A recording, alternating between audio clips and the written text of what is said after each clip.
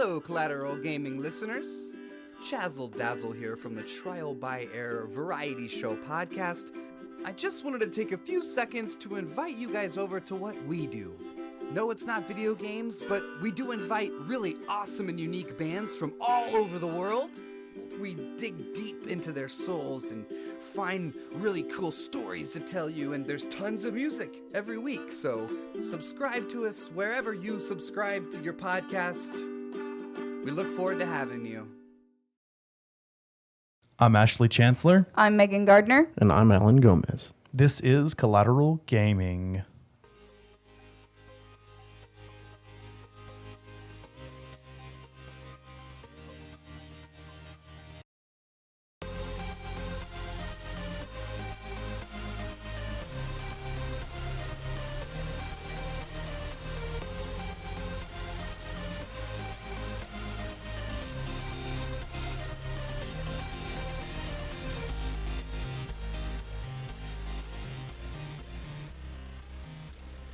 Welcome to Collateral Gaming, the only video game podcast that matters, where we focus on good games, bad games, and everything else in between in the world of gaming. We are podcasting straight from San Antonio, Texas, and yes, my friends, we are a 420-friendly podcast, so smoke it if you've got it. What's up, guys? We're back in under one roof, right? Hey, we're all back together. The gang's all here. Finally. I know. This quarantine has been crazy. We're getting the gang back together. No, we're getting the band back together. That's what it is. The TikTok, you know. Oh, God, please no. Lord. I think it was from Phineas and Ferb, but... Probably. Yeah. But anyway, yeah, we're all under one little roof here. We decided we've been practicing some pretty safe social distancing measures and quarantining for the most part, so we feel comfortable with each other, and it's nice to, you know, have our voices here and be able to, you know... Hang out with each other? Yeah, hang out, be friends. Not just be like, hey, from a freaking phone screen or a Mac screen. Yeah. I don't know. We did kind of get to social distance hang out, though. You know, that last episode, we hung out for several hours just talking before we recorded. But you'll also notice Dakota isn't here this episode. Yeah. just temporarily. But I've got Alan and Megan here, and we're having a good time. We've been hanging out, playing some of the sequels to the game that we're going to talk about. I wanted to show them a little bit of that. Before we really get into that, though, we have a little segment on the show, what we like to do. It's called Collateral Gaming News. News.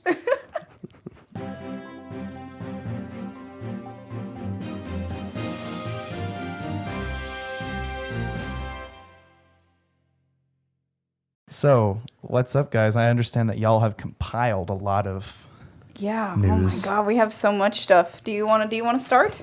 I'll start for one. Mr. Social Gamer. Social. All right. So for news, we got the Silent Hill PS5 exclusive, and the Call of Duty 2020 will be titled Call of Duty Black Ops Cold War, focusing on the Vietnam War, which is the subtitle's kind of a rumor, and it's supposed to release sometime mid-October of this year. Hell yeah, going back to their roots, right? Yeah. Yeah, it's a big rumor, but that's what a lot of the people who know the devs have been talking about. So apparently that's something that they've been bringing on. And then I know a lot of fans are fans of Ghost of Tsushima. That one's going to be coming out soon. There's a lot of hype on that one. That one's been in development for 6 years now, as of a couple of weeks ago, right? Yeah, we just did, sorry, not just did, but we've done another Sucker Punch Productions game, which was Infamous Second Son. It was one of our very early episodes before y'all joined on.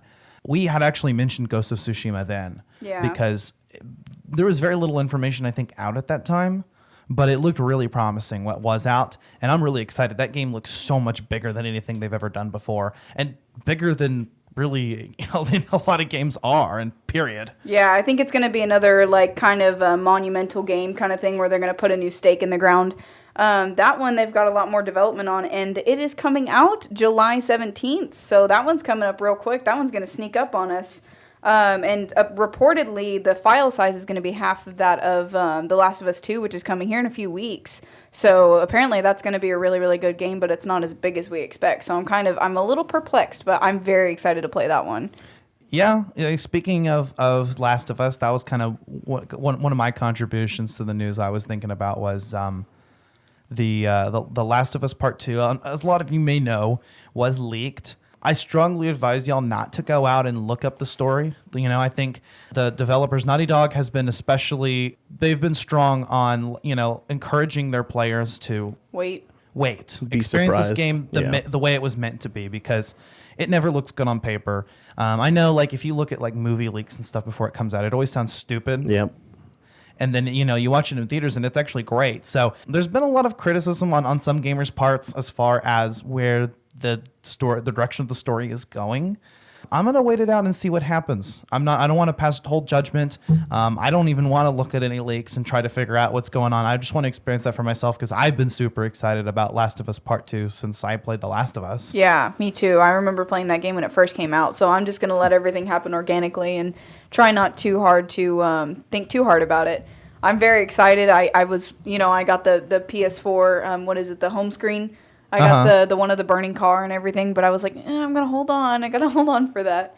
And then I did get some news on the PS5 exclusives that are coming out. I compiled a list of that. We've got Valhalla is going to be on both PlayStation and Xbox. I got the Xbox exclusives too. And then we've got Dirt 5, Destiny 2. They're going to bring Fortnite into the new one. Godfall, Lord of the Rings, Gollum is going to be on both. Outriders, Quantum Error. I wonder if that's something similar to Quantum Leap. Quantum Leap. Yeah, that one was a good game too. That was an Xbox exclusive. Yeah, that one was a really good game. And then Scarlet Nexus, that's going to be on both. Watch Dogs Legion, that's the third installment in the series. That one's going to be coming out with a exclusive. I think they might have an exclusive console for that. Like a package kind of thing. Okay. And then we've also got Elder Scrolls 6 reportedly and Battlefield 6. And then we've got some other big ones coming up on Xbox. Yeah, last year on E3 they had mentioned that Elder Scrolls 6 was a development. I'm super excited about. You mentioned Assassin's Creed Valhalla. That's got a release date of fourth quarter of 2020. There's not an exact release date on that yet, but sometime late this year that's coming out. And I was going to say Last of Us Part 2 actually has an official release date of June 19th. That's actually my daughter's birthday. So Oh, nice. that's next month. So that's super close. We thought we were going to have to wait longer because of the COVID-19 pandemic, but and it had been delayed twice. Yeah, I remember when it was originally delayed. But we did not expect it to be able to be coming up this soon. So it must have been that it was pretty much already done. I mean, we've waited long enough since Last of Us Part 1. Yeah, when was that one? 13? I think so. I think it was 2013. I still need to play it. I'm probably going to play it. It took me soon. forever to play it, too. Yeah. Don't get me wrong. I only played it when we did the episode on this podcast. So, but that was basically going to be my two things, was Last of Us Part 2 and Assassin's Creed Valhalla. Yeah. Which is going to be really exciting because I'm a huge fan of the Assassin's Creed series. Dakota and I both are. We have every single game in the series except for Odyssey. And I've played at least a little bit of all of those, and quite a few of them I've played all the way through. So, and we've got a little bit of an announcement in regards to the Assassin's Creed series, so stay tuned till the end of the episode, and we'll bring that up later. But I guess that's just about it. Did y'all have any other news to report? Yeah, I have the Xbox lineup too. Oh yeah. I've got Bright Infinite Memory, Scorn, which is going to be an X exclusive. Chorus, they're going to have Madden 21, of course. Vampire the Masquerade, Call of the Sea, The Ascent, The Medium, which is going to be another Xbox exclusive. Scarlet Nexus, Second Extinction, Yakuza Like a Dragon, Halo Infinite, of course. They're very, very excited about that one. Warframe, Cyberpunk 2027. I've been really excited about Cyberpunk. Yeah. And then we've also got Gothic, and then finally there is some more news on Senua, like the Hellblade series. They're finally going to drop a second one, and then of course Valhalla. So we've got, that's only half of the list that I saw. They've got a lot coming out. They bought a lot of developers out in this past year. That was their big thing at E3. So I'm kind of excited to see the Xbox platform really launch with some good shit.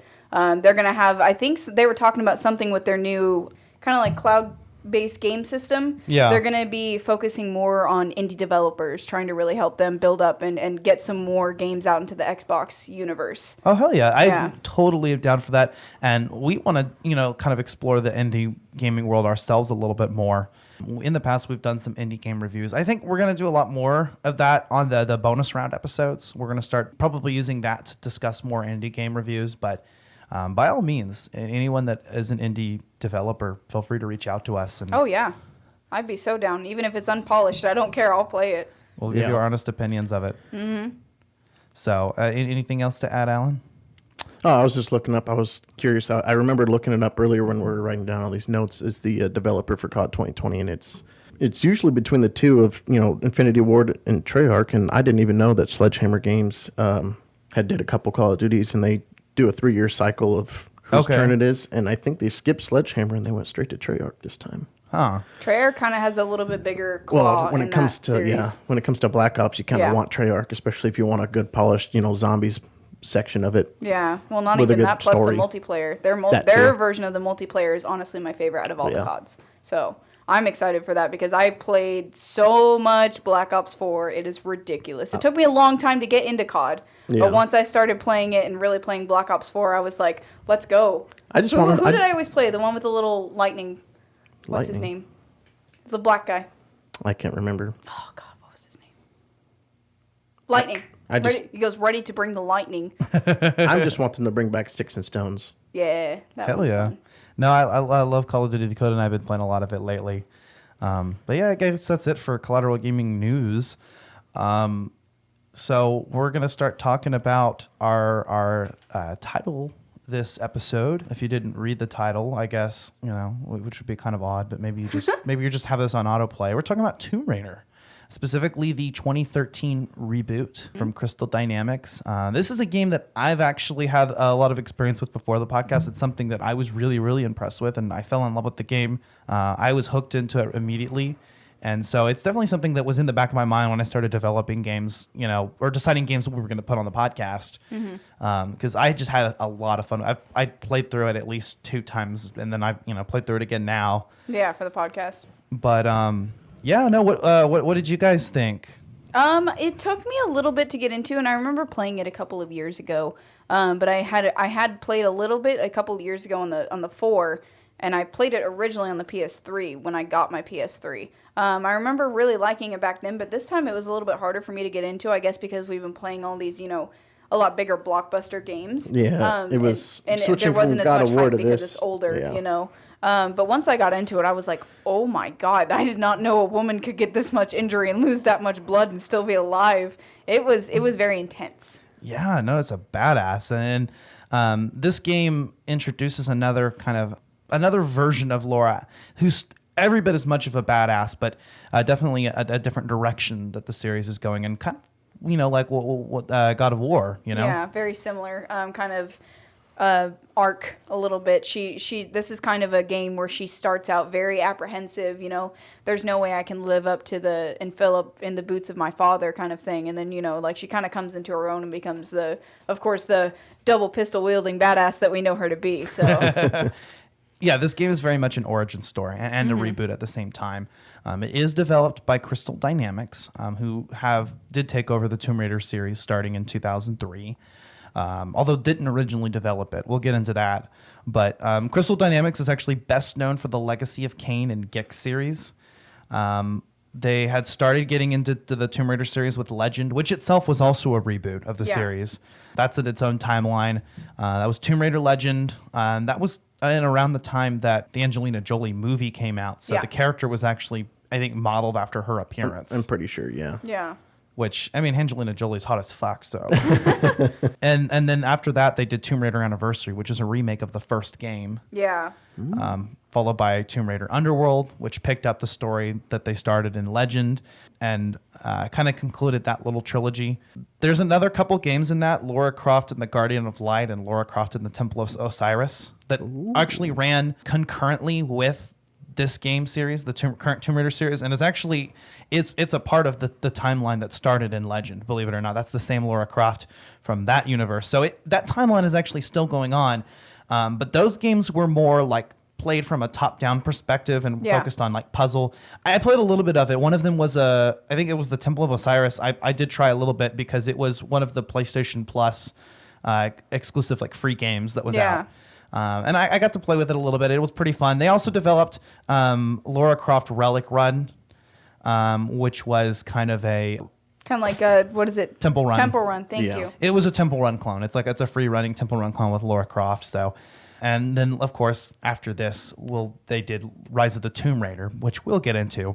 Another thing I wanted to mention is that Crystal Dynamics is behind the upcoming game Marvel's Avengers, which I'm super excited about, and I was looking for an opportunity to maybe throw that in somewhere for us to talk about because I'm super excited about it. Yeah, it makes me wonder who the voice actors are going to be, because I know they had one on the Xbox 360 when the first Avengers was out, and it was just you could like battle a bunch of stuff, and you could like choose between Avengers and some of the Fantastic Four and a couple others. You talking about Ultimate Alliance? I think so, yeah. Yeah, we talked about Ultimate Alliance in one of our bonus rounds. Yeah. It was like Mortal Kombat style. No, No? it's more of it's almost like an arcade style where you're just battling enemies, kind of almost like a Lego style game. Yeah, It's very, very similar in that retrospect. it's multiplayer, but you can jump in and out at any time co-op, and you can control a team of like 4 Marvel superheroes. So it's like your like fantasy team, Yeah. whoever That you makes want, sense. mix and match, and it's outside of the MCU. It's its own thing, and it actually was before that. It was the original Ultimate Alliance was back on the. We had it on the Xbox 360, and we actually just talked about it on bonus round. Oh, nice. We did a little a game review on that. But Marvel's Avengers is actually a new game that's being developed by Crystal Dynamics. It's got a lot of talent in it. It's got several well-known voice actors like Troy Baker, Oh, wow. Travis Willingham, pretty much all the Nolan North, pretty much all the was it Laura Bailey? Yeah. All the well-known voice actors that you see that pop up in every single game. Pretty they're much, yeah. popping up, and their appearances almost seem to be based off of the movies. MCU in some part, but it's its own thing. Mm-hmm. And I want to say that I heard somewhere that it may even tie into the Spider-Man game on PS4. So Oh, wow. it might be a part of that universe, although I don't know if that was ever confirmed. I know Taskmaster looks different and has a different voice actor, so maybe not. But I've seen some gameplay of that. They've been kind of tight-lipped about it, but it looks really cool. You're going to be able to play as multiple different Marvel superheroes, all with their own powers and abilities. So that's super exciting. Another thing that I want to talk about with Crystal Dynamics is that after the acquisition of Eidos Interactive in 2009, they're now actually a subsidiary of publisher Square Enix. Oh, okay. Yeah. Yeah, now I remember that because I don't remember what game I played, but I think it showed the Square Enix symbol and then it showed Crystal Dynamics. Mm-hmm. Weren't they part of the Final Fantasy? I think they were in part of the development of the remaster. Yes. So Square Enix is actually well known for their RPG franchises Final Fantasy, Dragon Quest, and Kingdom Hearts. Among many other games and franchises. They're huge, especially after having acquired Eidos. This game also had some additional development by Eidos Montreal. The Definitive Edition port, which is the version that I think we all got a lot of experience with and played, that's the only version I played, was done by United Front Games. Feral Interactive did the OS 10 and Linux ports. Oh, okay. But yeah, just a little bit of background there. And then, of course, Square Enix is a huge company. They own Taito Corporation, and again, they did acquire Eidos Interactive. And they've done quite a bit of work. I mean, essentially, between Eidos and Square Enix, they've done the entire Tomb Raider franchise. Yeah. Now, Tomb Raider originally, though, was created by Core Design. That development studio no longer exists. And then they were formerly owned by Eidos. But originally, you had the original Tomb Raider. With the triangle titties? With the triangle titties. That's what everybody remembers Tomb Raider for, is those damn triangle titties. Get that perfect camera angle to look at those triangle titties. Oh, man, I remember going to cons and there would be girls with, like, foam cutouts. And Oh, they would my be Lara God. Croft with the triangle titties when I was a tiny kid. And we'd be like, what? Is that Lara Croft? Like, what? We'd be like, she even has the triangle titties. Yeah, no, yeah, definitely. That's famous or maybe infamous. In fact, I believe in the sequels, in either Rise or Shadow, there are alternate appearances that have the triangle titty appearance. Of course the it does. Of course polygonal. it does. Of course, this game comes back from the PS1 era. Yeah. Also available on Sega Saturn, MS-DOS, Not the Mac Sega. OS. So, yeah. Followed by Tomb Raider 2, Tomb Raider 3, the what was else? The Last Revelation, which I think ended with Lara Croft's presumed death. Oh, yeah. It's kind of a controversial thing there. There was a Game Boy Color version of Tomb Raider that's a different game. Oh, my God. There was Tomb Raider Chronicles, Curse of the Sword, also on the Game Boy Color, The Prophecy, which was on the Game Boy Advance. And then they did The Angel of Darkness, which was Core Design's last Tomb Raider entry. I think after that, the series was actually very negatively received, and that's why Crystal Dynamics took over at that point with Tomb Raider, as I mentioned before, Legend, Anniversary, and Underworld, and then The Guardian of Light. That's all up until this title, Tomb Raider.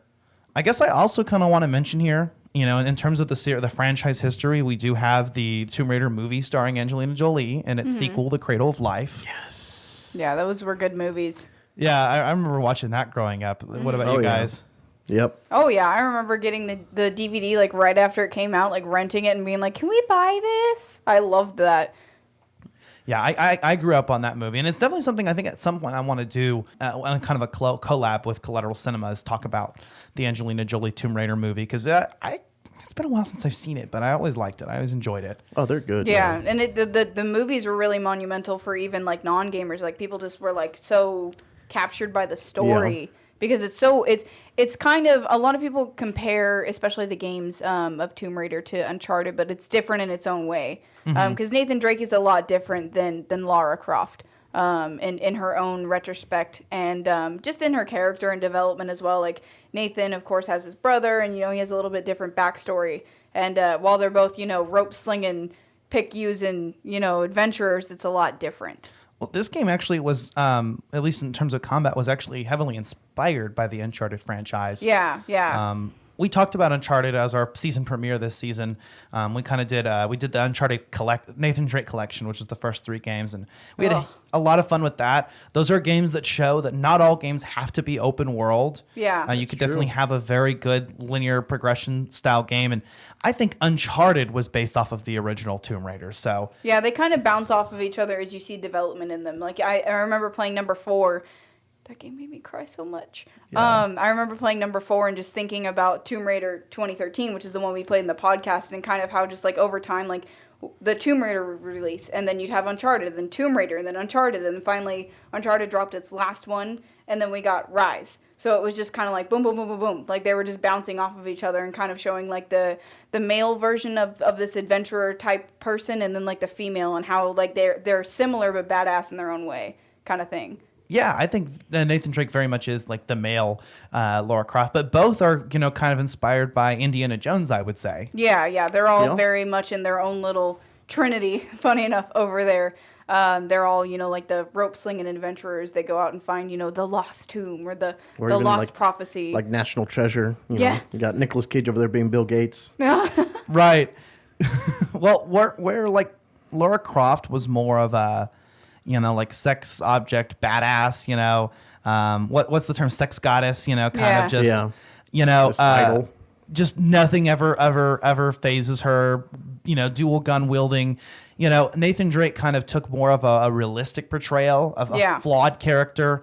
And it was one of the first games to incorporate like really accurate animations in all in his movements and things. And so that kind of carries back over into this game.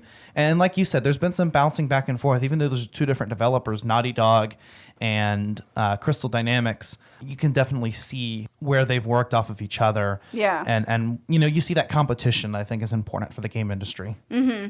And it also kind of just brings these 2 characters together in a very different way, but it's cool, to watch them kind of like, draw inspiration from one another. Like, even to the way, like you can see whenever Nathan Drake is kind of climbing, you can kind of see the similar moves with the legs and scooting across the ledges and stuff. Like, you can see a lot of the similar like development in the engine and stuff, which is really cool, especially if you're like a big gamer and you like know like these developers. You're like, whoa, like I saw that in Tomb Raider, like what? And then you just kind of see it tie together kind of in a weird way, but a cool way.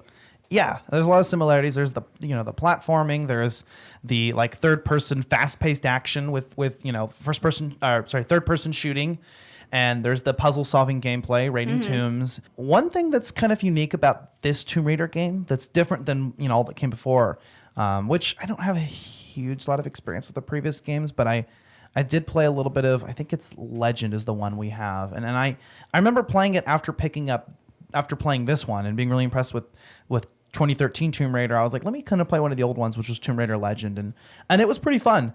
I just was so enjoyed the gameplay in this one, and it's so different that it didn't really catch my attention at the time, but I'd love to go back and kind of, play that. But one thing that was different, obviously, was that in previous games where we had more of a linear progression, levels, Lara Croft just going across the world and stuff, here we had just one fully explorable map.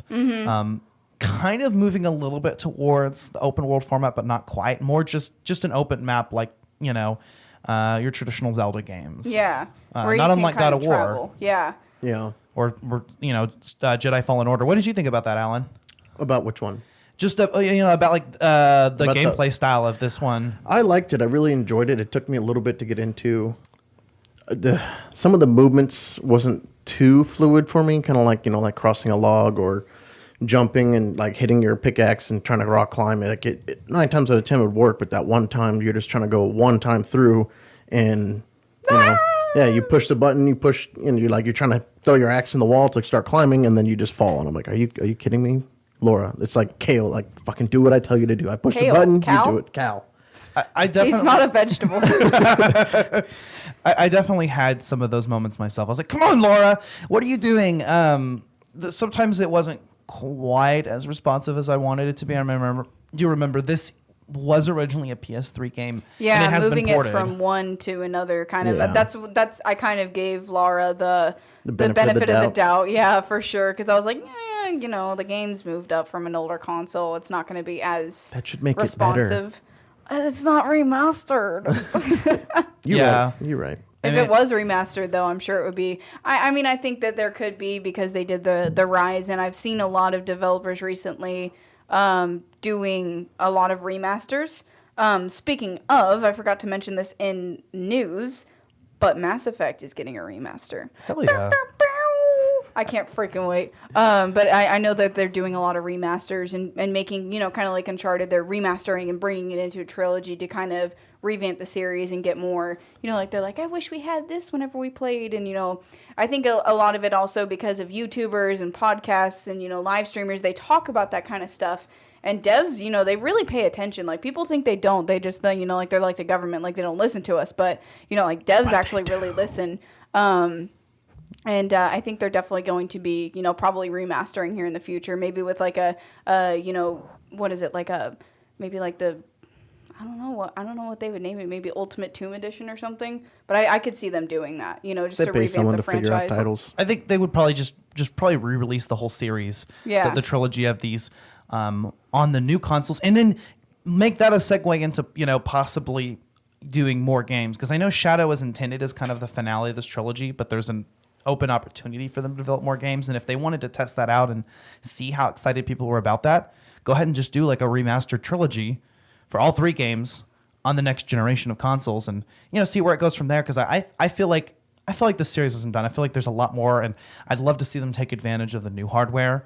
Yeah. Oh, yeah. Well, also tying back to Uncharted, I mean, it took them, 2-3 years to do the Nathan Drake collection, and then they dropped that little mini, what is it, Uncharted New Legacies? Uncharted, the Lost Legacy? Lost Legacy, yeah, where they dropped that new little mini part of the universe. I could see them doing something like that. Maybe Sam trying out an adventure, or maybe Jonah, kind of in their own perspective kind of thing. I think they could maybe bounce off of that and make, like the Lara Croft Definitive Edition or whatever, I could definitely see them doing that. That would be cool. Yeah, I mean, I fell in love with this game right away. I had basically, I got hooked when I started it, and I just played straight through the game.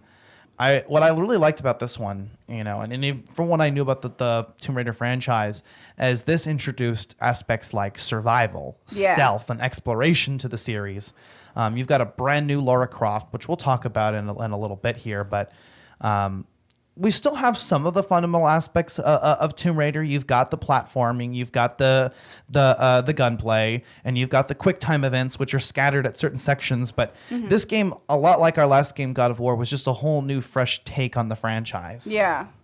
And I was really excited to see that, and it actually got a really positive reception, which is going to be a major talking point, later on. This really worked for the series, for a series that had, in some ways maybe grown stale or just had kind of gone down the downhill. People weren't really interested anymore. It wasn't relevant anymore. Well, I don't know. I think the kind of that Legend trilogy was received fairly well, but just something that, over time they really decided to revamp it and remake it. I liked the introduction of the survival instinct. That was really cool, especially when you're stuck and you don't know what the fuck to do. Kind of reminded me more of like Eagle Vision and Assassin's Creed. You guys compared it to something else. I compared it to The Last of Us with Joel's listening ability. Okay. When he can listen, like when you're stuck with the clickers and stuff, and you have to listen to them. They're very similar because it grays out everything and you can hear things around you, or you can see, like objects that you could maybe jump on and stuff like that. It's very similar to that. They were released in the same year, so... Yeah, that's another Naughty Dog release, and that's another game that was remastered on PS4. And when we talked about The Last of Us, that's the version that we played. And that version actually was pretty well polished. I had no issues with that one. Yeah. A famous explorer once said that the extraordinary is in what we do, not who we are.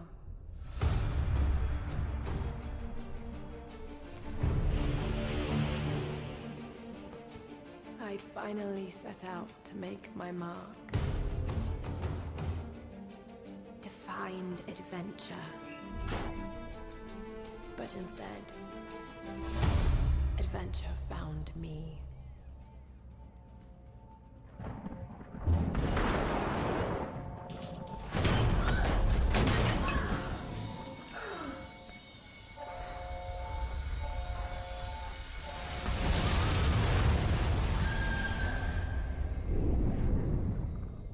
In our darkest moments,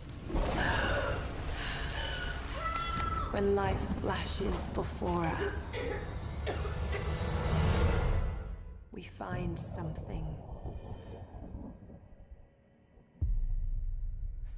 that keeps us going.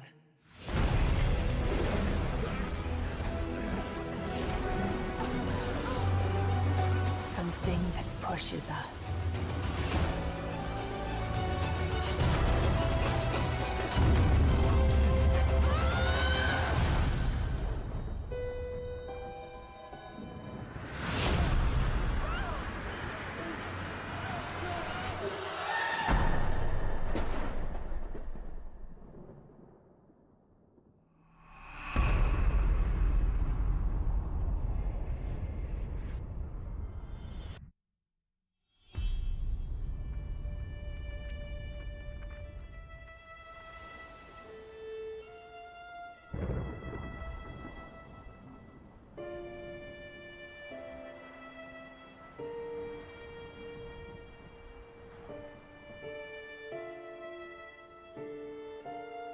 When all seemed lost, I found a truth.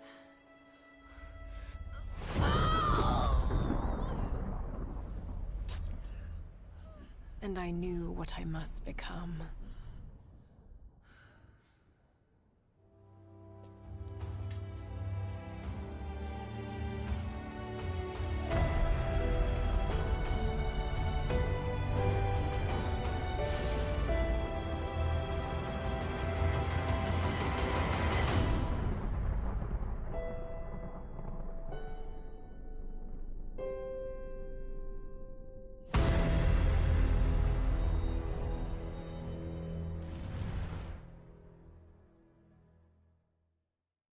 I also like a lot of the RPG elements that were introduced in this game. You've got experience that's gained from progress, collectibles, challenges, upgradable skills, which help you in with combat, hunting, exploration. You've even got weapons that you can upgrade using salvage and kind of a character progression mechanic where you get better items, weapons, and equipment over time as you progress through the story. What did you guys think about that? It was pretty good. I liked it. I mean, at first the skill tree was a little confusing because it's not actually a tree. It's just like a scroll through, and but it was good. It was fun. I really liked. You can pick and choose. What weapons you want to upgrade, and as far as your skills and your weapon handling skills, your survival skills, your stealth skills. Just all kinds of cool stuff. There could have definitely been more. I feel like as far as weapons and varieties and stuff, it was kind of limited, but. Overall, I liked it. Wasn't a big fan of the handling of the weapons, like trying to aim and shoot. It seemed a little like my sensitivity was too fucking high and it was hard to like aim, but I think they do it on purpose to force you to use the bow. Like they want you to use the bow, because if you just roll guns all the time, you'd be finished with that game in no time, Yeah, well, even though it was a short game, also, I do kind of put it into the perspective for myself that she's, even though, after, like her first kill, she's like terrified and she's like crying and she's like, oh my God, I just killed somebody. And then, she kind of goes right into, back off, you bastards. Like she just kind of goes straight into it. But I also think of it in a perspective as she's a novice.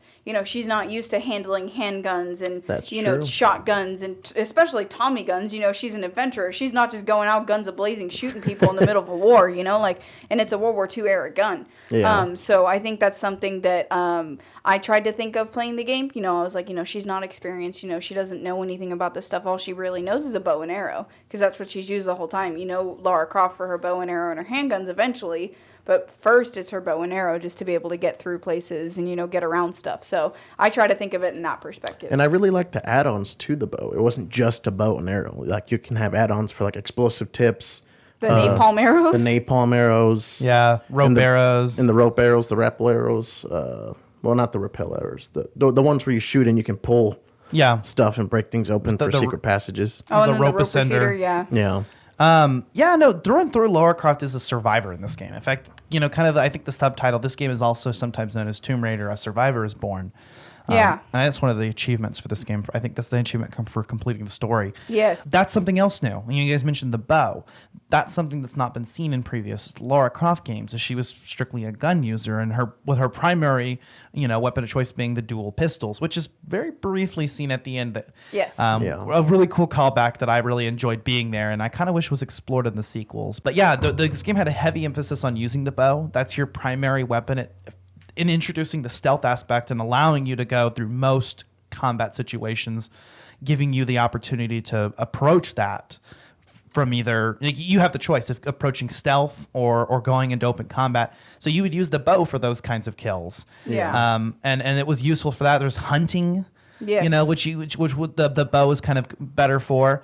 And like you said, I did feel like the game kind of pushed that as her primary weapon. That's the one that's on all the promotional artwork and on the box art. And until you get the pistol suppressor, that's your primary stealth weapon. Yes. And I don't know about you guys, but I always preferred to do stealth if I could. Yes. I would reload my checkpoint sometimes if I messed up stealth. Yeah, no, I'm like that in all games. Even Me like too. Skyrim, like I'm gonna be like, I'm gonna two-hand and wield a freaking great sword. No, every time I go for stealth, I'm always a stealth player. Even in Mass Effect, I remember just sitting there and like waiting and watching their patterns so I could headshot. Like I'm so much a stealth player. I don't go in guns a-blazing. I'm like, I'm gonna sit in the background and make them wonder how the fuck I got that headshot. Like that's just how I am as a gamer. So I loved the stealth aspect of it. I was big on the bow and arrow this whole game. I was like, he's going to wonder what happened to his buddy, and I'm just going to do it. Like, I was big about it. It was just sometimes confusing. Like, you'd load into the next part of the checkpoint or whatever, and then, I run up and like, okay, it's only 2 guys. And I shoot one, and then I'm getting ready to shoot the other, and 5 more come down and just fuck me up. And I'm like, oh, I was supposed to stealth around. It doesn't tell you. You're just supposed to figure it out. And I'm like in the very beginning, you're supposed to, like, stealth crawl along that wall there. And I just kept, like, not getting it. I was like, oh, I'm getting frustrated. I had to put the game down for a couple of days. I was like, this is frustrating. And I picked it back up and I was like, okay, I'm just the idiot. I'm just not getting it here. There's something wrong. Yeah, but, no. I mean, after a while, it was fun. Yeah. Once you get it. It doesn't hold your hand at all. It just kind of throws you in and lets you. And I think that's crucial because it tells Laura's story. I think, like you said, she starts out as someone who's never killed before, and she's forced to become a badass. And I think this game really took a more realistic approach to that. You know, you want to be a badass, start picking off enemies one by one, and you hear throughout the game, you know, them start to realize, who is this girl? How is she killing off so many of our men? And it's just this survivor's will that she has, and she becomes a badass in a very different way than Laura was a badass in previous games, in a more realistic way, I think, in a more empowering way. Yeah. Like she's an what do you call it? An archaeologist and a discoverer and explorer, not just an outright, you know, combatant. You know, she was always an archaeologist, but this game explores her as a real person. You know, kind of like how Uncharted took Nathan Drake. Heroes have flaws, and the thing with this is she's a badass in the sense of she always gets back up. Not in the sense of she's just graceful and no matter what, her hair and makeup is perfect and she's just this sex object with huge tits. I mean, she's... She gets impaled by friggin' reed bar and just gets back up like, all right, let's go. I was like, what? It's like that anime feel. Like she always gets back on her feet, just continually. She gets beat up in this game. I mean, she gets impaled at least a couple of times. Has to cauterize with the arrowhead. Yes, has to cauterize with the arrowhead. That's the one thing I always talk about. And just how many times that you're platforming and suddenly shit goes down and she's falling down and she's desperately trying to get back up, and you've got those quick time events. Oh, I like those. She just never stops going. She never stops believing in herself. She just keeps going right through it like it's nothing to her. Because she has to. And she's a Croft. It's in her blood. Yeah. And that's hinted at later that actually comes more from her mom's side. Her thirst for adventure, her thirst for knowledge is from her dad, but her mom's side is, It's you know, survivalist. is the, that's, and, you know, she's got her mentor figure, Roth, and we'll kind of get into the characters here in a bit, but I just really like that aspect. The climbing axe was a cool up. You know, that was another item that's really focused on in this game. Oh, yeah. Yeah. And I think that one was Ross, but it was originally her dad's and he had given it to him. Roth, right? I think so. I think so. Yeah, I know you start with the prying axe, which you just kind of pick up, and then very quickly you get the climbing axe, and that's important. There's a lot of climbing in this game. I enjoyed just the overall traversal, and I liked being able to. There was some melee, and I loved all the finishers with the enemies. Yep. When you upgraded those skills To master the certain weapons, yes, that was fun. The shotgun was kind of my favorite. I'm a shotgun always guy. went crazy with the shotgun. I am only a shotgun user when it comes to like multiplayer games like Black Ops. Other than that, I'm like, where's the sniper? She just likes to piss everybody off. I like to piss everybody off. I'm not even gonna lie. I'm a sniper guy first, so the bow was my first choice, or the suppressed pistol later when I got that. But after that, like when it comes to open combat, shotgun all the way. Oh, shotgun all the way, yeah. Because it's so fun to just lift enemies off their feet when they come up close to And they you. do like the backflips and fall into shit. Oh god, it's Fall so down a funny. cliff. I loved that aspect because it was even though, you know, it's not as realistic and, you know, you don't see any like magazine changes really or anything like that. Like you can see like the back force of the gun on Lara, like you can see her move. And then also you can see the enemies just flip and shit. And I love that they made that comedic for me because I love that shit. Just like her and Fallen Order, just yeeting people off with the force push. the rat and the cactus. Oh my god! What were those little exploding things that you could push off and then they explode? She was just yeeting them into people all the time, and the rats. Yeah, and the rats. Yeah, I don't remember what it was, but I remember talking about that in the podcast episode we did on Fallen Order. I took the cactus, I force pulled it, and then I force pushed it into the rat, and it was squeak. Yeah, she was doing the same thing with shotguns in this game. She just boom, like wait till he gets to the cliff, bah, and he just flies off. I'm so much of a cliff pusher. It's so fun. That makes it more fun. Then, you know, tailor it to your gameplay style. I liked the rifle in certain areas of the game too. Yeah. You know, like you guys said, it was the first one you get is a World War II submachine gun, and A Sten. Yeah. you just Yeah. Did you ever upgrade it to get the I fully upgraded. scope?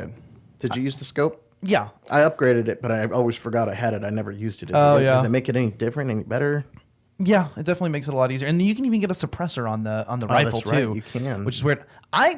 This is the first time that I did this gameplay style, but I did 100% this game because I'd gone through the story and I didn't really know what else to do, so I just 100%ed it. I went back, I did every challenge, I got every collectible, every relic, every document, all the GPS caches. That's the one thing I couldn't find was all the GPS caches. Once you get the map of each area, it makes it a lot easier, which you'll get with the optional challenge tombs. But the only thing I had to seek online help for was the challenges themselves. Yeah, I think we only had to look up one. And which one was it? It was the The puzzle? Yeah, I can't remember which one we had to look up. I don't remember needing any help with the puzzle specifically, but I remember like the optional challenges that you see on the map. I think it was an optional challenge, but we could not figure it out. Like, we both were passing the controller back and forth, like trying to get new perspectives, and we were like, oh my God, why can we not figure this out? Like, it took us forever to I can't remember which one it was, though. I can't remember either, but she finally she's like, do you just want me to look it up? I was like, yes, please. I've tried and tried and tried. We spent like 2 hours on an optional tomb. That was one thing, though, that kind of drove me a little bit nuts. It was a little bit of a letdown. It's not enough, right? Yeah, Not no, enough. I didn't. It was mostly just like this story of, going here on the island and going up on the tower. Like, I wanted more of the Tombs. tombs. Like, it just felt Tomb more like a Raider. side quest thing for me, and I didn't like that perspective. Yeah, I really wish in the sequels they do a lot more of the optional challenge tombs, and I think that's where the puzzle solving shines. I really was a fan of the puzzle solving in this one. It was really challenging. Yeah, it was, and they even get harder in the in the next couple games. But no, earlier I was actually when I said optional challenges, I meant like there's actual. I don't know if you guys noticed, but there's actual like just little challenges. Like, it'll just be like shoot this thing in the level. Shoot I think we this did, many like, 1 or 2 of these many those. of these things, and so those are the ones that I had to seek online help for. But Oh, the mines and stuff. yeah. Yeah. Yeah, I think we had to Blowing get up a the couple more of Minesweeper those. and- I think we got to like 85 or 90%, but we didn't fully complete the game. I got one random. I was just like, hey, look, a crab. Let me shoot it. And I shot one, and then nothing happened. And I shot another one, and I got a trophy. It says unlocked, tastes like chicken. I was like, Oh yeah. I remember the trophies are fun too. And then he was shooting everything like, what if I shoot a seagull? Would I get something that says tastes like frog? Yeah, it was fun to get some of the achievements as well. That was going to be my next step. Was after 100%ing, just getting every trophy for this game. But yeah, no, the optional challenge sims I think was kind of my favorite aspect, and I wish that they had explored that more. And thankfully they do. I didn't really get to try the online multiplayer at all. There's a multiplayer? Yeah, there's a multiplayer. It's not the best. I heard that it was kind of disappointing. It's a actually. big letdown. I was really looking forward to, once I woke up, that one segment where, can't remember what happened before, but she woke up inside. That's when they were somewhere in she was getting the co-pilot from the plane that she had called, and he's across the bridge, and she's like going to go help him. And they like, hey, we found her, blow up the bridge. It was a trap, blow up the bridge and kill her. And then the samurai guy comes out of nowhere and just fucks them all up, and they jug her up, and like next thing she's waking up upside down, Predator style, bunch of skin bodies around, bunch of just carcasses everywhere. And I was like, what? Like, I was like, that really hooked me in there when I was like, what are these samurai guys still doing here? The Oni, right? Yeah. And the way you mentioned is actually kind of how the game opens up too. The first time you get to control Laura, she's hanging upside down, and you have to swing and catch yourself on fire. And then she gets impaled. She like catches herself on fire to remember get that. set loose, and then impales herself, and she kind of just struggles through the rest of that beginning segment. You kind of getting into the story there, I guess, is a good segue. But I mean, obviously, this game is set on the lost island of Yamatai, in the Dragon's Triangle. Now, Yamatai actually was a real ancient country. There's some debate over whether that's in modern day Yamato or somewhere else, but some people do believe that there is, this lost country, and this game portrays it as being another real life thing, the Dragon's Triangle, which is basically the Pacific. Pacific Bermuda Triangle is another name for it, or the Devil's Yeah. Sea. Yeah. Laura has a hunch that Yamatai is in the Dragon's Triangle, and so she sets on an expedition with the rest of the members of the Endurance, looking for that, and they get shipwrecked, and they get stuck on this island that will not let them go. For some reason that Laura increasingly learns may be, supernaturally related. I always like that about Tomb Raider, is that, in the games, the movies, it always is that the most of the game is just kind of seems to be your typical adventure, doesn't seem to be any supernatural components, and then boom, like, Uncharted what? does that too. Yeah. Where at the very end, suddenly it's supernatural. The other real life figure that was borrowed from real life was Himiko, the Sun Queen. Mm-hmm. She's ultimately the antagonist of this game and the one pulling the strings. Yep. She's a puppeteer. I'm a huge, Japanophobe. I love anime culture and Japanese culture, so I really enjoyed the setting of this game quite a bit. Yeah. I loved a lot of the ties in, like you said, to the real history. It was really, really cool how it's not talked about much, which I honestly, like I said before, I didn't really like the fact that, we couldn't really get too much story out of it. I mean, altogether, if you skip the cutscenes, it's like 10 to 15 hours of gameplay. But So there's it's a not lot of much game. lore. There's a lot of game and lore, but it's hidden kind of more in the pickups that you Yeah. get with a lot of the documents. So you have to. Yeah. It is more of a reader if you want to get into the lore. Yeah, I kind of just let those play in the background, and that's when I would go grab myself a drink or something and listen to it in the background. And I thought all of the relics in the game, all the artifacts, were really interesting. I like the ones that were interactable and you could find another component of it. Yeah. And kind of move it around. I liked, if you play the definitive edition, using the PS4's trackpad. Actually, this game made effective use of moving to the PS4. Yeah, they kind of moved it up a little bit. There's even like voice commands and stuff, and then they gave you a Yeah. lot of things you can do with the trackpad, and I thought it was really cool. Again, as we mentioned earlier, this game is a reboot of the Tomb Raider series, both in gameplay and story. So we have a brand new Lara Croft, who's a young archaeology graduate, younger than she's ever been in any other games. She's like, what, 22? 25 maybe. I think she's even younger than that. I think she just graduated college.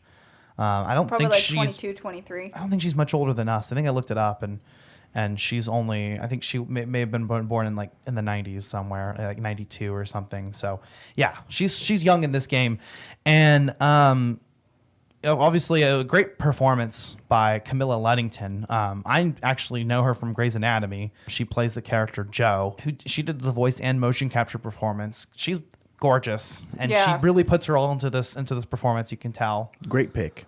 Yeah. She's a great, I think she's great for the part too, because, Laura's a beautiful woman, but they didn't go for the angle of this just big, busty, Bimbo, yeah. And that seems kind of controversial because that's what Lara Croft is known for. And we'll talk about this in a bit, when they released the 2018 movie with Alicia Vikander, a lot of people, casual audience didn't get it. They didn't Yeah. understand why Lara was portrayed this way. Like, where's Angelina Jolie? Who is this? She doesn't look anything like her.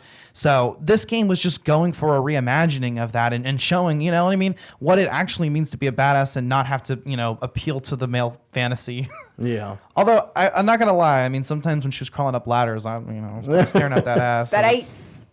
They looked real nice in those jeans. I'm just gonna put it cargo out pants. there. In those cargo pants, yeah. Looked even nicer with a I'm pistol gonna on the explore side. that tomb. The other characters in this game were also really endearing. I liked Roth, her mentor figure. Yes.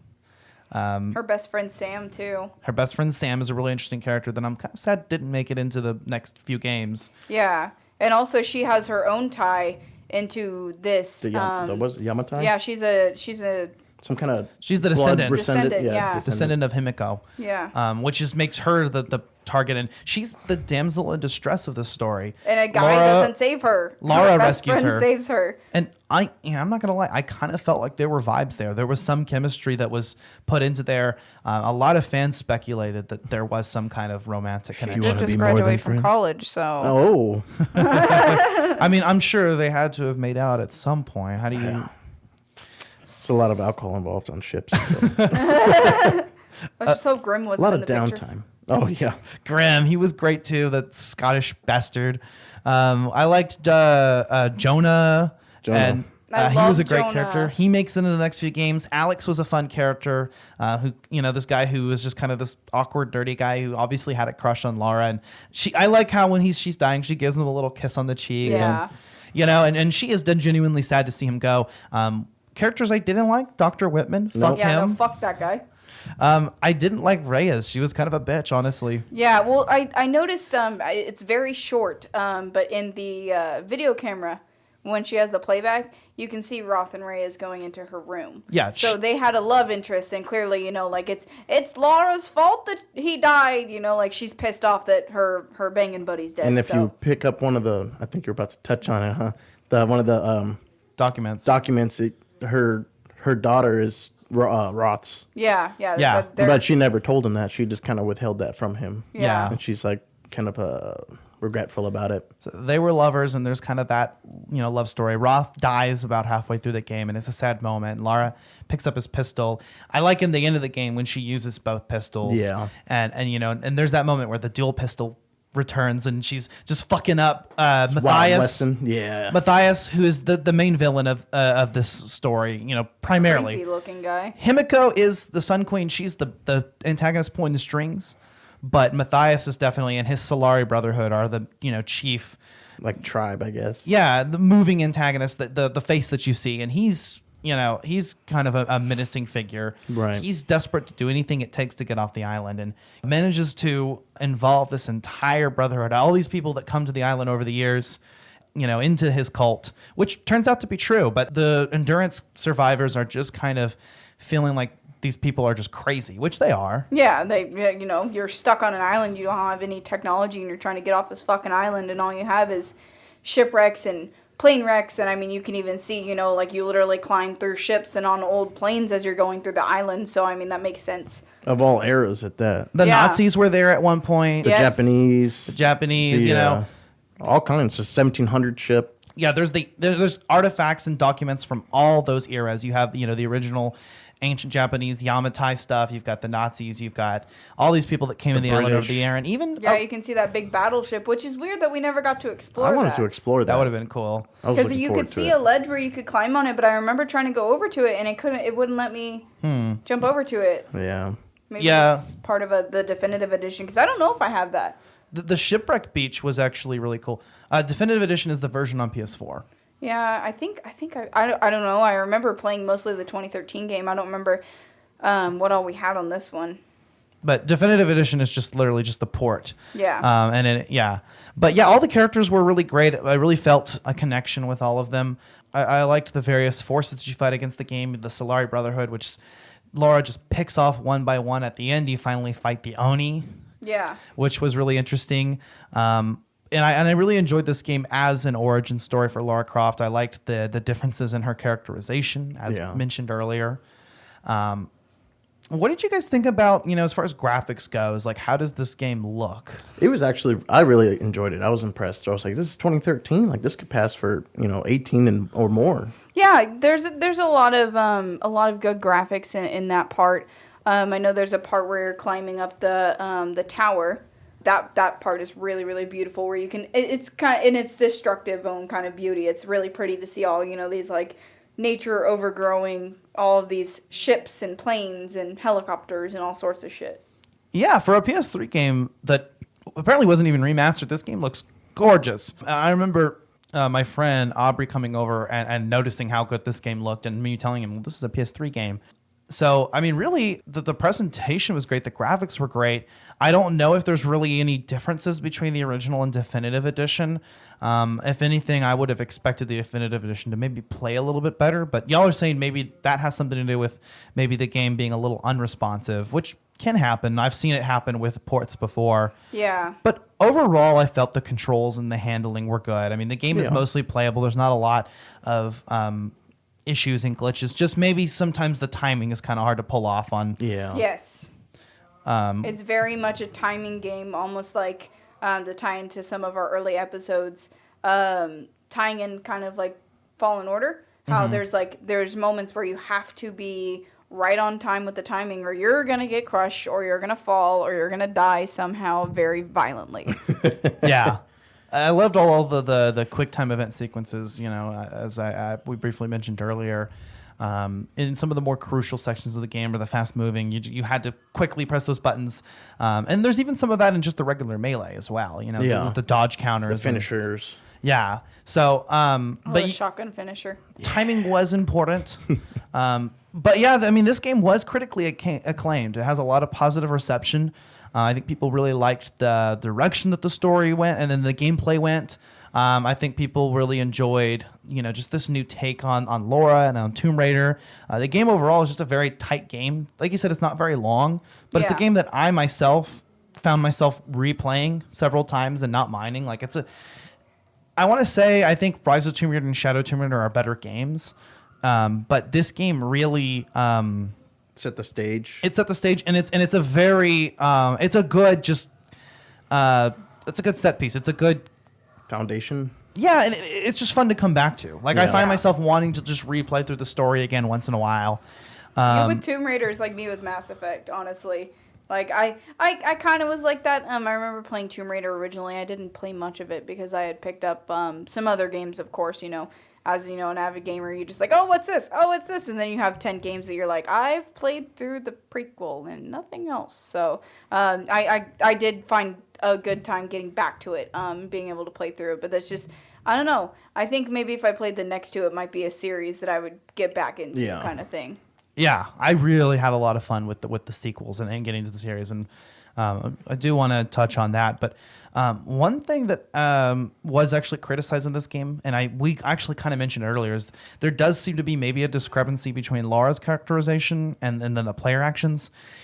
She seems to have regret over killing people, and then suddenly, she's just this badass that kills everyone. But yeah, I feel like that's more just explained by necessity. She becomes the badass.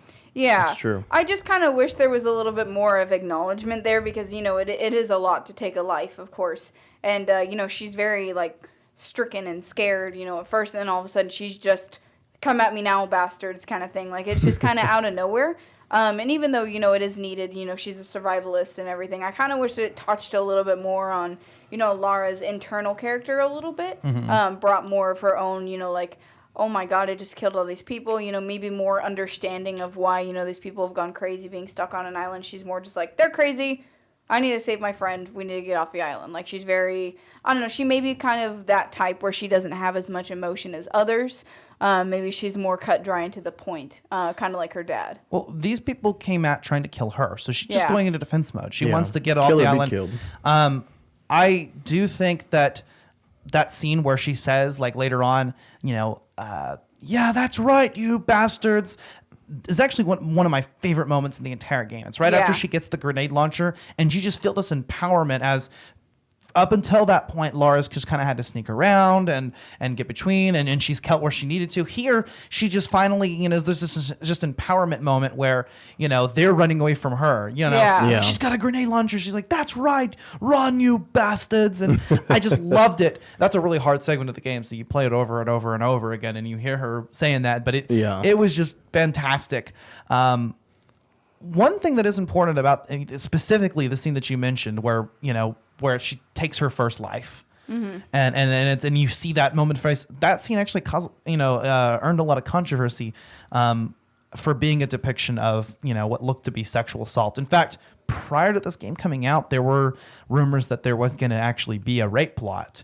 No, God. That's a little far. That's a little scary. much. But I think the way, and obviously it didn't happen, but I think the reality of those is these things happen. They do happen. I mean, we don't shy away from it in movies. There are some movies that have graphic depictions of things because they happen, and we can't ignore that they happen. We don't want to glorify it, and it definitely isn't. Or normalize it. Yeah, we want to keep it, keep the stigma away. And she kills that guy dead whenever he does it. And actually, if you let the scene play to its conclusion, he actually just kills her. He doesn't do anything. Oh, okay. So, but, there is that scene, where he's, just kind of touching her, and it's very uncomfortable, and he's forcing himself, and, she kills that guy. She just murders him, and, she takes the gun and just shoots him right in the face. And, of course, she's shaking up. She's never taken a life before, and it's a really sobering moment, but at the same time, again, it's empowering, and it puts the power in her control. And I thought it was a good representation.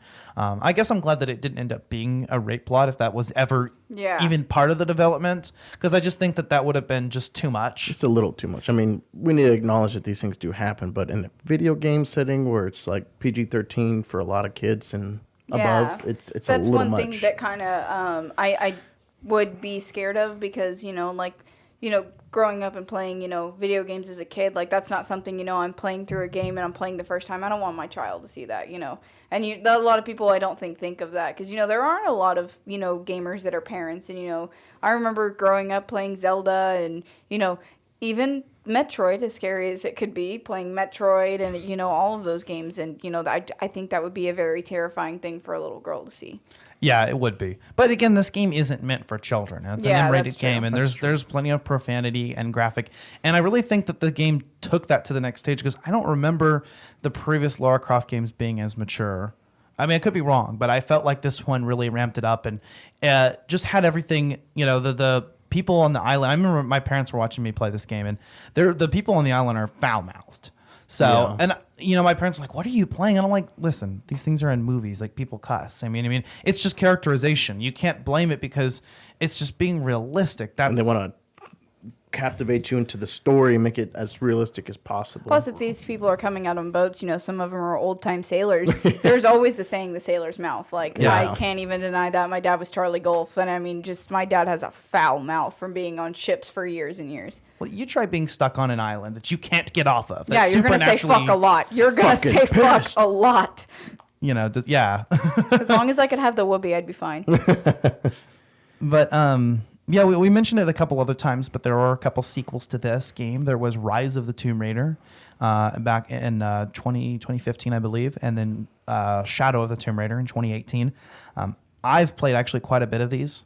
Rise of the Tomb Raider was originally a timed exclusive, which did get it a lot of controversy. It only came out on Xbox One, and then a year later, they released the 20th anniversary version on other consoles, PS4. So I had to wait for it because I have a PS4. But I really enjoyed the game. These games actually did take Tomb Raider to the next generation of consoles. Yes. Fully take advantage of the hardware. They introduced, Rise of the Tomb Raider introduced crafting Yeah. mechanisms. Essentially, Crafting your own arrows instead of just finding them everywhere. But I mean, that kind of made it make sense because there was a lot of Japanese and Yeah. I You mean, know. they had their yeah. I don't that know. already. I got the arrow retrieval skill right away, so I didn't have to Oh, worry yeah. about it. Yeah. But yeah, no. Rise of the Tomb Raider was actually a huge jump, I think, for the series because, like I said, the crafting mechanics were really nice and they fit in naturally with the survival aspects. Really, I think introduced a lot of things that I think should have been in the game to begin with, but I'm glad that they ended up being. It brings the game closer to being an actual open world game where you actually had side missions and the map is bigger and more explorable, and more optional tombs. Finally, the challenge, a lot more of the challenge tombs were available, and so you really get that tomb raiding aspect. Mm-hmm. And the puzzles and their difficulty. Even though that name is so violent, like Tomb Raider. Like, god damn, are you just killing everything in there even though it's dead? Did you guys like the tongue-in-cheek reference there where she drops in the tomb? I hate tombs. Yeah, that was so funny. I thought that was great. But yeah, a lot more optional tombs were in Rise. And the game actually kind of brings a little bit of back of that Tomb Raider experience where Laura kind of goes around the world a little bit. So I remember that's kind of that entry segment in Syria. The game takes place in Siberia primarily, and introduces another plot that's supernaturally enhanced. It's Laura who's, now that she's seen some shit, she's kind of like, well, there's something, right to my father. She set out on this venture to kind of follow in her father's footsteps and see what captivated him so. But in Rise of the Tomb Raider, she realizes he was right, and so she's going into his notes and following down his footsteps to the to the downside, withdrawal of her own mental health, and other characters like Jonah who returns. Her father, they touch more on the fact that her father was absent in her life, Yeah. and because of the work that he did, and they take you into Trinity, an organization that's hinted at in some of the collectibles for this game, and they actually take center stage into the main antagonistic force in the next two games. What I also liked was that there are multiple weapons of each type to collect and use. You can upgrade equipment, and there's more skills. Laura's skill upgrading is more extensive. There's a whole extra Croft Manor campaign that's accessible from the main menu with various different expeditions you can access separately, and actual DLC. I don't think this game had any DLC. I don't think so. I don't think so. I did want to ask you, is there a lot more boss fights in these? Because, I don't know, I felt like It was pretty anticlimactic when you finally fight that giant, Japanese warrior who's dragging his little Silent Hill blade. And it was tough to kill him, but after that, there was not many boss fights at all. It reminded me, honestly, of a Zelda boss. Like, I just kind of felt like I was playing a weird, adventurous version of Zelda, like, honestly. Yeah. I just kind of, I wished for more boss fights, like, they're hyping up these, the Oni and the Solari, and you're just waiting for, like, this big, holy shit moment like we had in God of War with that fight with Baldur. Yeah. Like, I wanted something like that, and it was kind of sad for me to not get that, because I'm really big on those intense boss fights where you have to stop after you play and you're sweating profusely and you like need intense alcohol. Like, that's the kind of gameplay that I love, those big boss fights where you're just sitting there and you look at, like I of course have an Apple Watch, where you're looking at your heart rate, and I'm like, oh my god, like, I love those kinds of boss fights. So I was really hoping for that, and I didn't really feel that I got that with this game, which I was kind of sad about, because, like, there is a lot of hype for, these badass warriors, and then, you just take them down with a fucking shotgun. Like, what? That final scene, actually, though, where you do fight the big guy, is actually kind of cool. You shotgun him in the back and shit. But yeah, I can't say that I have come across any boss battles at all in the other two games. Maybe I just haven't played far enough in. I've only played maybe halfway through Rise, and probably even less, maybe about a third of Shadow. But and also, I don't know if it gets any harder, but maybe just because they were, these islanders and they were, kind of trying to survive. But even on the hard difficulty, these enemies were so easy in this game. They were easy. I think the other games did ramp up the difficulty a little bit. And also, I felt that this game focused a little bit more on combat than I would have liked it to. I would have liked to have seen a bigger emphasis on puzzles and exploration. In the original. For me, it was too much necessary combat. There's too much necessitated open combat, I felt like. Obviously, there's those situations once in a while where they want you to force you into open combat, but I almost felt like there was a little bit too much of that game, and there should have been more scenarios where I had the option of choosing stealth versus open. She's a tiny little girl, like she could, if you can, get a 30-pound pole on a bow like that, on a compound bow, you can sneak around, like if she's that strong, she can find herself, up in a spot and take them all out. Like there's a lot of, old wreckage and stuff that she could hide in. Like I agree with you. I wish for more stealth in this game. Yeah, and they do improve on in the last game, in the next few games, especially in Shadow. There's more things you can do with stealth. And not only that, but in this game, like once you fuck up, you fuck up. You have to reload your checkpoint, and you can't. I was big on that. I'm huge on I have to play stealth. Yeah. I think we talked about that earlier. Yeah. But in the other games, it's not so much that when you just fuck up, you fuck up, and you get a little bit more opportunity. I remember, especially in Shadow, there was a moment where I could keep. One thing that they brought in Rise that was notably absent in this game is the ability to swim. Laura doesn't swim in this game, and I feel like that's kind of a key mechanic in a lot of Tomb Raider games. Yeah. So even in the 64 one. Yeah. So this game finally, Rise of the Tomb Raider brought back the ability to swim. Shadow of the Tomb Raider wasn't quite as big of a jump because it's the same console, but I really felt like it refined and expanded on what worked in Rise. And did introduce a couple new mechanics, like rappelling down the climbable sections of wall. The swimming was completely overhauled, and the controls were done better, and you can do stealth takedowns while swimming. And Shadow of the Tomb Raider does focus quite a bit more on puzzle and exploration than the previous two. So even more so, I think Rise did a better balance, and I think Shadow really extremely focuses on puzzle and exploration, which some people may not prefer, but I do. Yeah, that's the kind of stuff I like. I like the head scratchers. Like, how the fuck am I going to do this? Like, I have to figure it out without looking it up. I'll spend 2 hours just calmly trying to figure this shit out. But I did felt that the puzzle solving in Tomb Raider was done well. I just wish there was a little bit more. Kind of like Uncharted. The first Uncharted game, there was just very little in the way of puzzle solving, but when it was there, it was really, really good. Yeah. And I'm glad that the games after that did implemented that more often. So Shadow definitely focuses more on the puzzle and exploration. There's a little bit more traveling across the world, especially in the beginning. And I felt like the game overall was tighter than its predecessors. Like, it's just a very tight game. Both Rise and Shadow, the graphics look even better. Camilla Luddington really shows, like, you can see her face and her expressions. Oddly enough, I think there's a couple things from Rise that I had missed that didn't show up in Shadow, like the Croft Manor, and the in-game menus were a little less functional. But overall, I've been playing both of those games a lot lately. After having beat this one, I was really impressed. I want to play more because their magnitudes, I think, larger in scale than Tomb Raider, both in content and map size.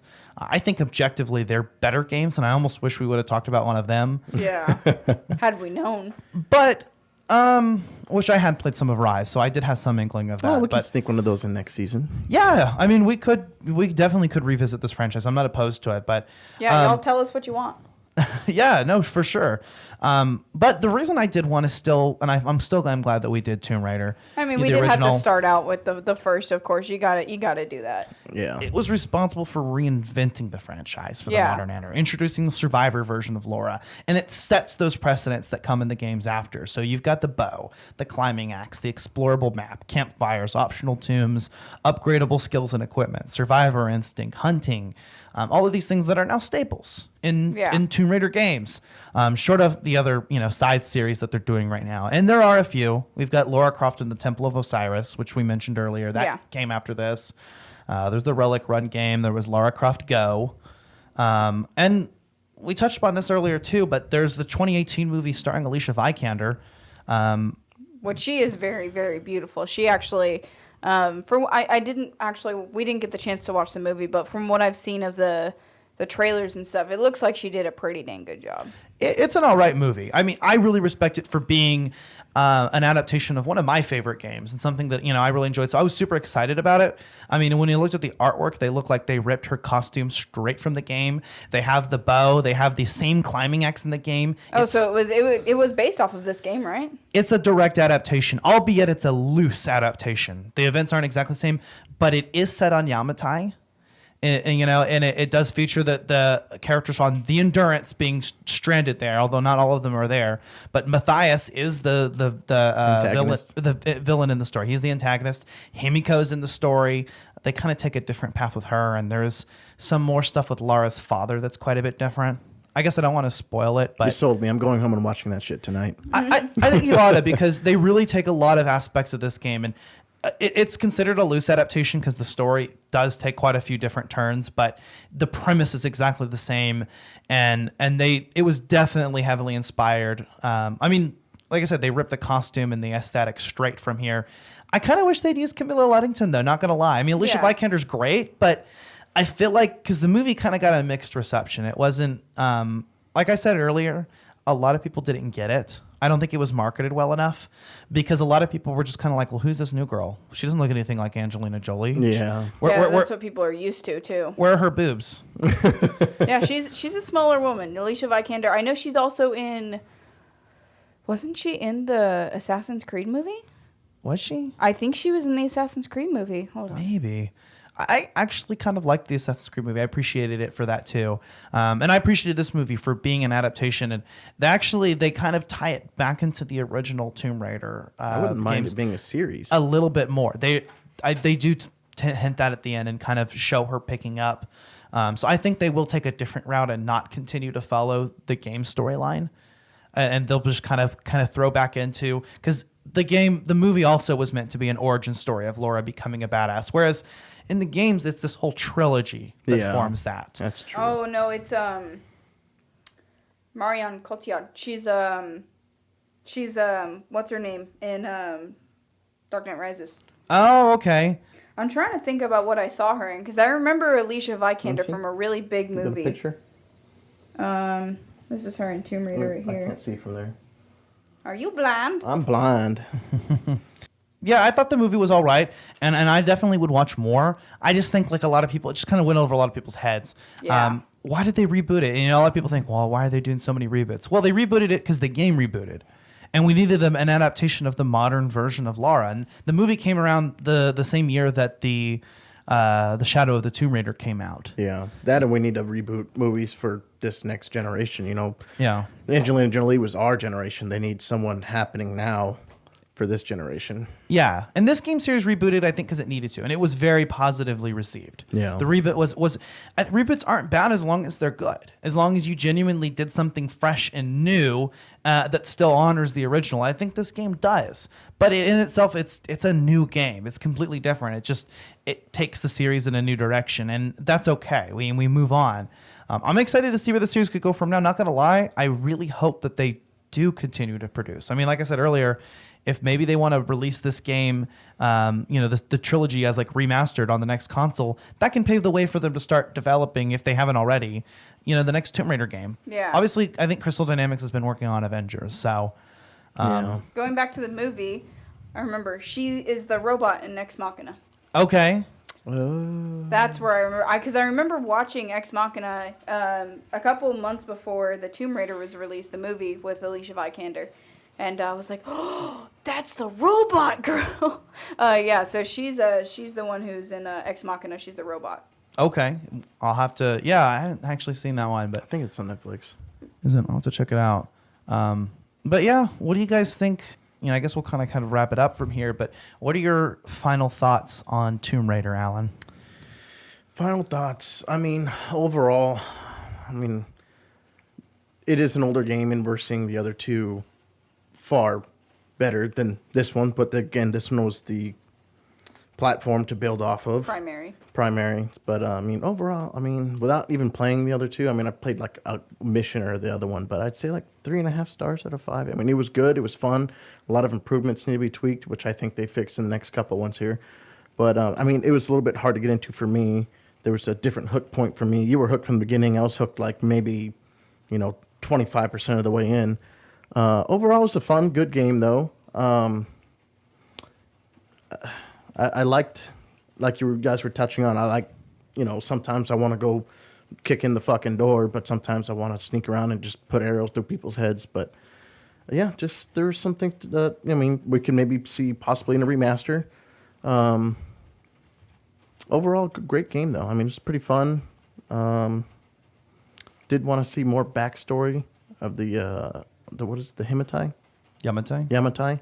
You're mixing Himiko and Yamatai? Yes. And Sam, like there was no background story on Sam and how she's even except that she's just, I have her blood. I'm excited to go to the island. Oh no, shipwreck. There's a comic series actually that delves into that. Really? They're comics that tie in before and after, because the other games actually don't feature Sam. The only character that returns with Lara is Jonah. Oh, I love him. But a lot of the other characters show up in the comics, and there's a lot of context. And the other games do kind of delve more into some backstory. And I liked a lot of the lore in the game. But what did you think about it, Megan? I agree with Alan. I think it was a little bit harder to get into the game for me, even though I'd played it before. I think also I kind of had a turning point after you get the Tommy gun. It was like right at that point when she started kind of coming into her own was really the big part for me where I kind of got into it. Other than that, it was a really good game. It definitely had some improvements, but I liked the fact that it kind of tied in this novice kind of feel, even though, like you could blame it on the gaming or, like the porting of it. But I honestly think like that was done on purpose to kind of show you like, hey, she's not used to holding a machine gun and shooting it or, holding a pistol and getting used to, the recoil and, getting used to switching magazines and things like that. So I really enjoyed that perspective. I think it is a good thing. I'm not a feminazi, but it's a good thing for female empowerment, especially if, you're a younger girl, able to play this game and, not be scared by the gore or anything. It kind of, it inspires you to be that badass. You're like, I want to go climb a fucking cliff and go kill somebody. Like, it inspires you. In a positive way. Yeah, she's a positive character. She never stops going. And this game is really, really monumental, I think, in its own series. Like I said, like kind of like, she's the female Nathan Drake. She's a badass. And I really, really loved that, as you go on into the series, it just becomes a very good series, a good game. Yeah, no, I definitely agree.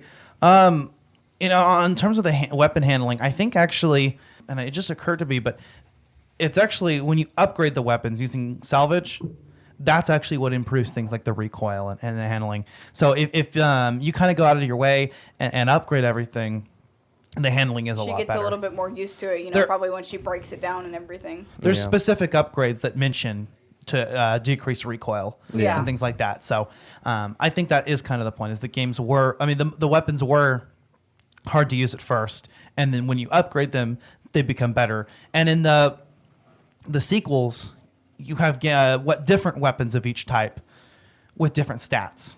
I'm excited. So you have some that have, it'll be like where it increases damage, but it decreases rate of fire or handling accuracy. Like there's an old school RPG. Yeah, there's a whole stats or kind of like in Call of Duty when you pick your guns and stuff.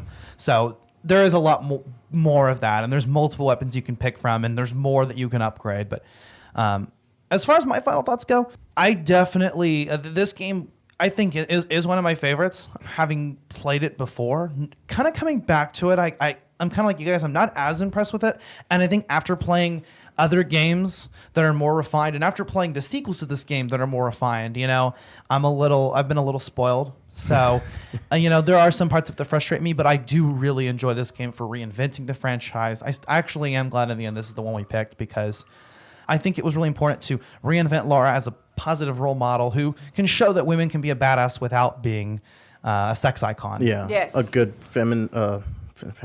female role model. That's the word I was looking for, sex icon, earlier. Oh yeah, you're like sex goddess. Sex goddess. I was like, what is the term? Sex icon, which is fine. I mean, there's nothing wrong with having women having sexuality and exploring that. We don't slut shame here.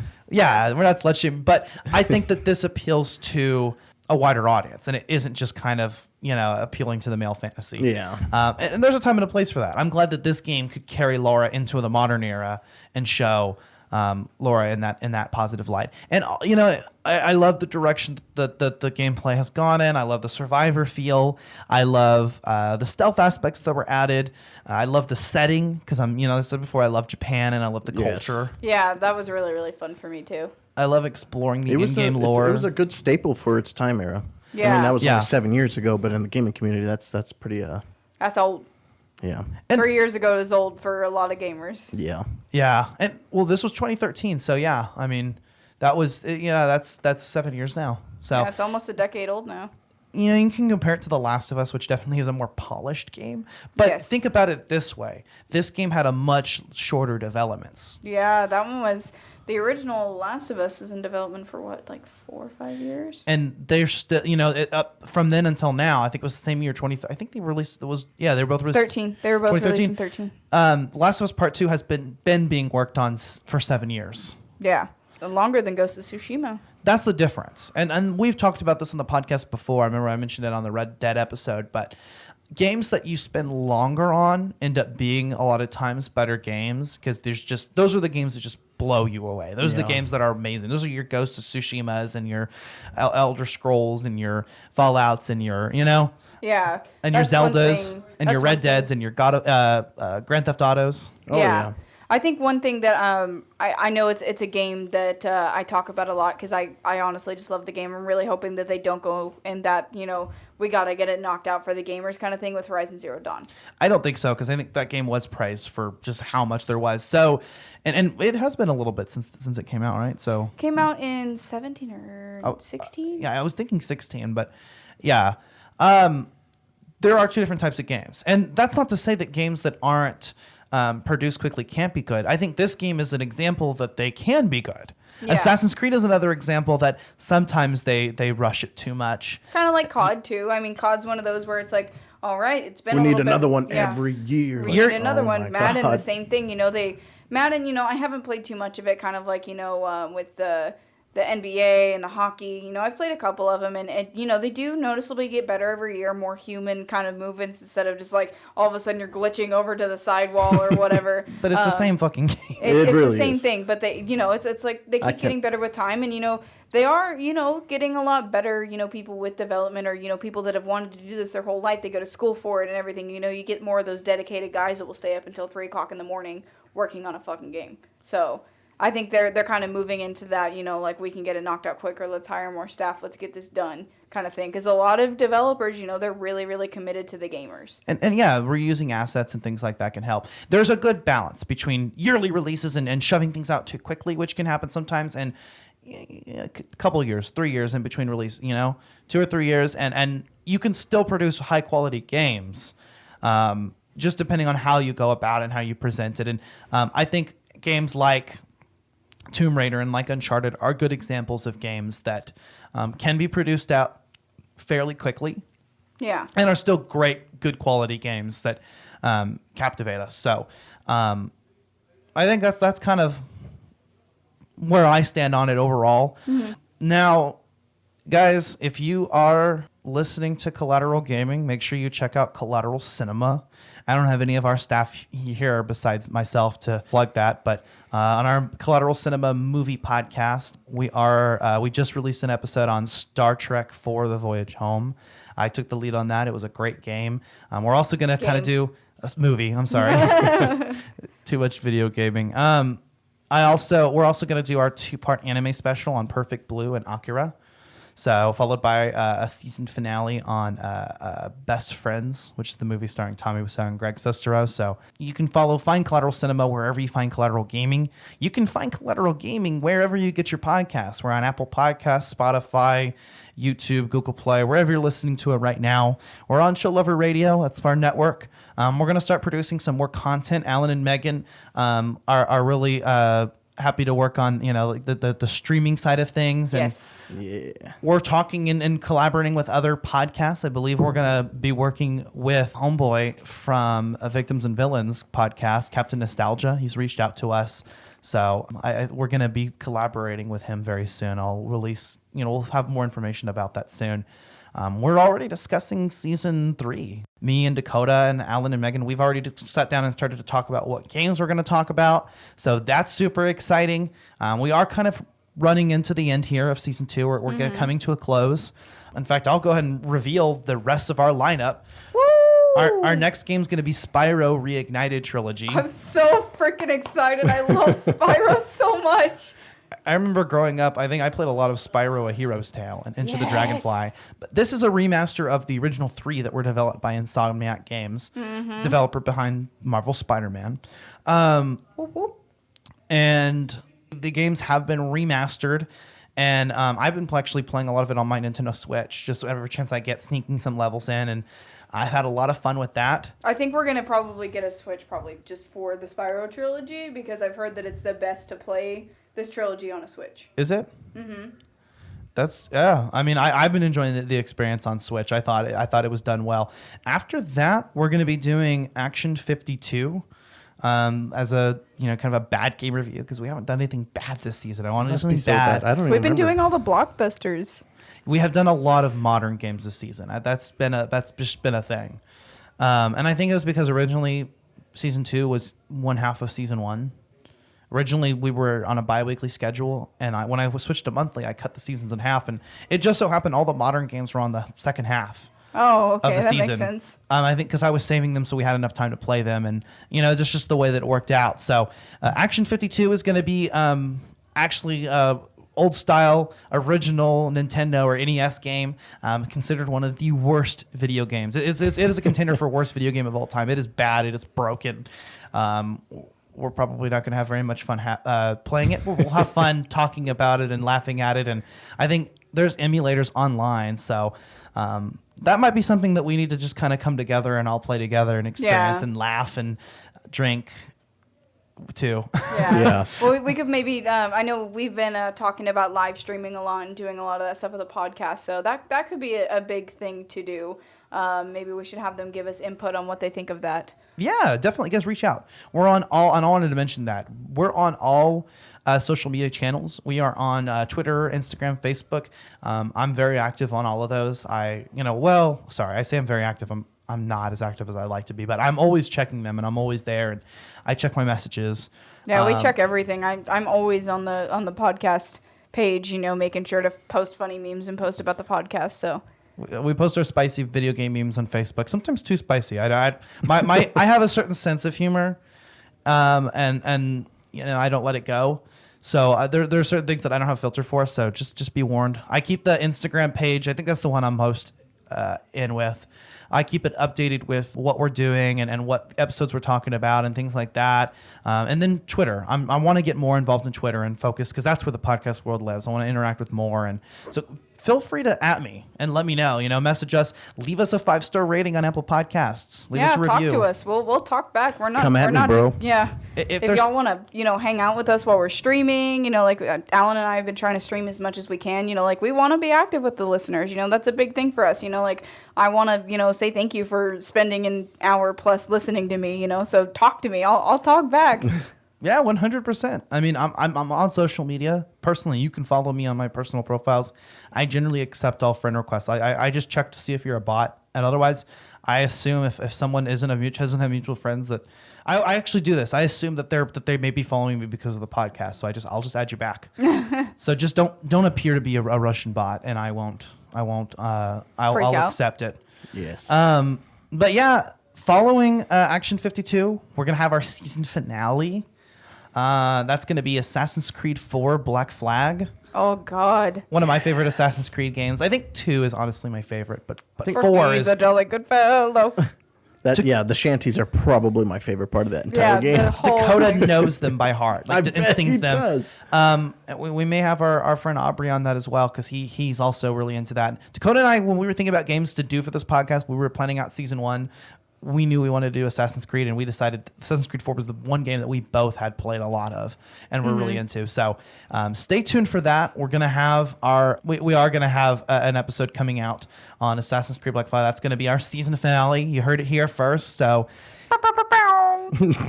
we're running into the end of our season. We're planning out season 3. We're super stoked. Thank you for listening. Thank you for reaching out. We want to thank our fellow podcasters for retweeting and following us. And, generally, if I don't talk to you enough, it's because I'm awkward and I don't, feel comfortable. But I definitely want to interact more. So, Get Ash out of his comfort zone, guys. Talk to him. seriously. And guys, if you are struggling with mental health issues, please reach out. I cannot stress that enough. I just want to tack that on there because I think it's important. I think it needs to be said. Yeah.